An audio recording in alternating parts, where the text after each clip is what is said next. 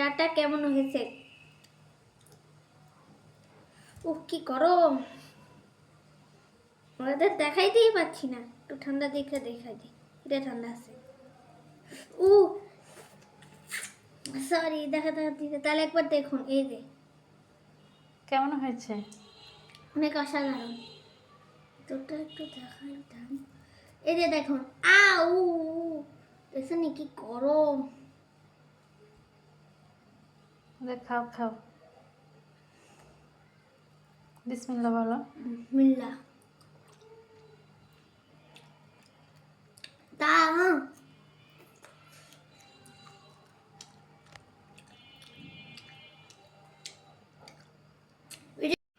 আসসালামু আলাইকুম। আজকে আপনাদের মাঝে শেয়ার করব বাঁধাকপির পাকোড়া।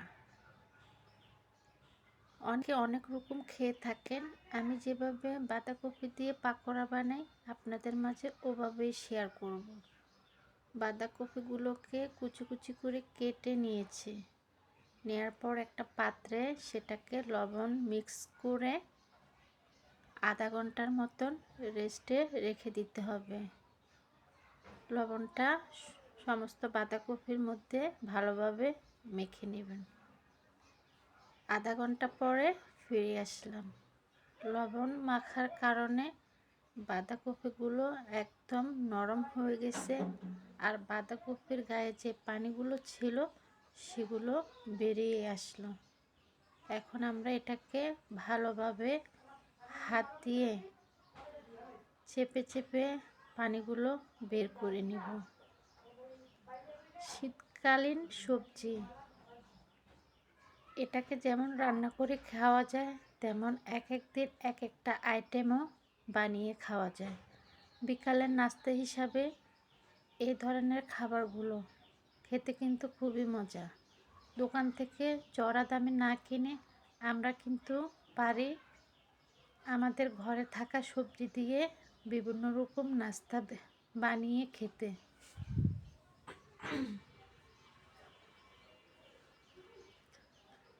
আর এই ধরনের খাবার বড়রাও যেমন খেতে পছন্দ করে, ছোটরাও কিন্তু অনেক বেশি পছন্দ করে।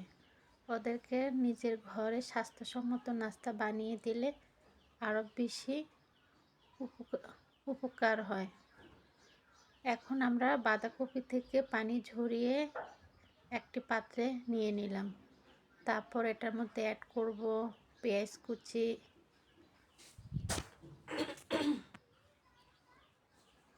কাঁচামরিচ।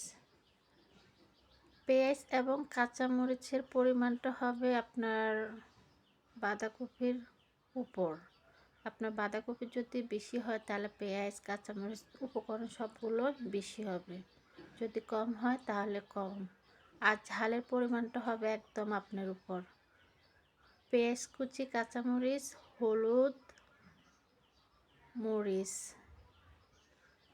মরিচ সবই পরিমাণ মতন দিতে হবে। এখানে দিয়ে দিলাম গরম মশলা, আর ঘরে যদি চাট মশলা থাকে সেটাও আপনি ব্যবহার করতে পারেন। আমি গরম মশলা ব্যবহার করেছি। গরম মশলার মধ্যে যাবতীয় সব কিছুই আছে, এটা দিলেও চলবে। পরে দিলাম ধনিয়া পাতা কুচি। তারপর দিতে হবে পরিমাণ মতো লবণ। আমরা যেহেতু আগেও লবণ দিয়ে মেখে রেখেছিলাম, সেক্ষেত্রে লবণের পরিমাণটা কমিয়ে দিতে হবে। তারপর হাত দিয়ে ভালোভাবে এটাকে মিক্স করে নিব। মিশানোর পরে হাত দিয়ে এটা কিন্তু খুব ভালোভাবে আপনারা মিশিয়ে নেবেন। মিশানোর পর আমরা এটার মধ্যে অ্যাড করব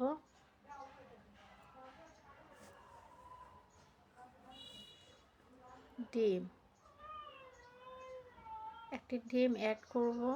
তারপর ঘরে যদি আপনার বেসন থাকে বেসন দিতে পারেন, চালের গুঁড়ি থাকলে চালের গুঁড়ি দিতে পারেন, চালের গুঁড়ি যদি না থাকে আটাও দিতে পারেন। আমি চালের গুঁড়ি ব্যবহার করলাম, আপনারা চাইলে আটা কিংবা বেসনও দিতে পারেন। তারপর এটাকে খুব ভালোভাবে একদম মেখে গ্রো আকারে তৈরি করতে হবে। খুব ভালোভাবে মেখে ডো তৈরি করবেন।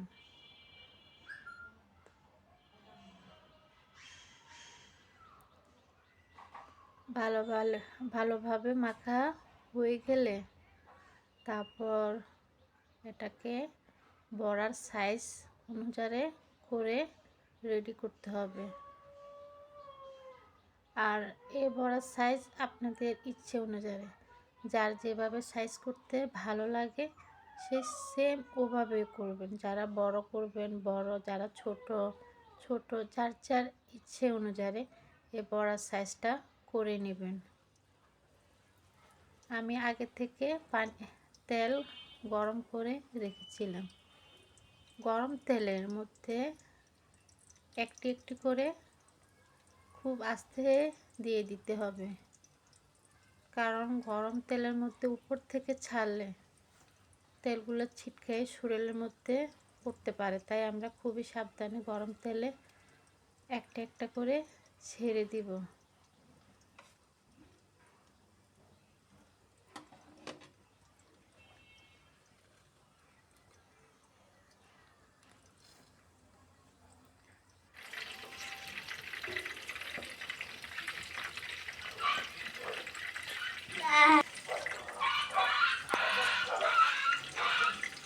আম্মু কখন হবে, কখন খাবো? আমার ছেলে ধৈর্য হচ্ছে না খাওয়ার জন্য।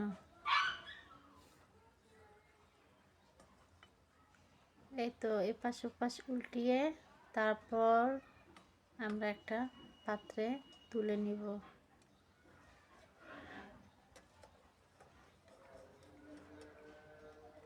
সবগুলো হওয়ার আগে কিছুটা তুলে আমার ছেলেকে দিচ্ছি, ও গরম গরম খাবে আর খাওয়ার জন্য খুবই এক্সাইটেড হয়ে আছে। খালি বারবার বলতেছে কখন হবে আর কখন খাবে।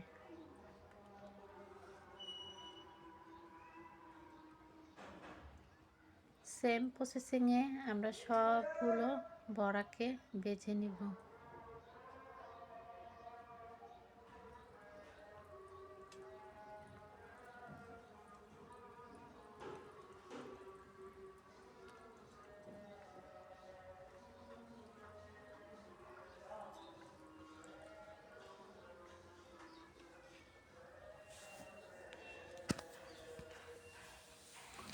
শীতকাল হচ্ছে আল্লাহর অফুরন্ত নিয়ামত।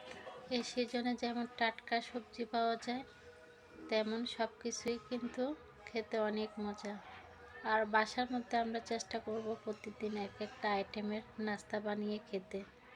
দোকানে নাস্তা বিক্রি করে, যে কোনো নাস্তা চড়া দামে বিক্রি করে, আর সেটি কিন্তু স্বাস্থ্যসম্মত নয়।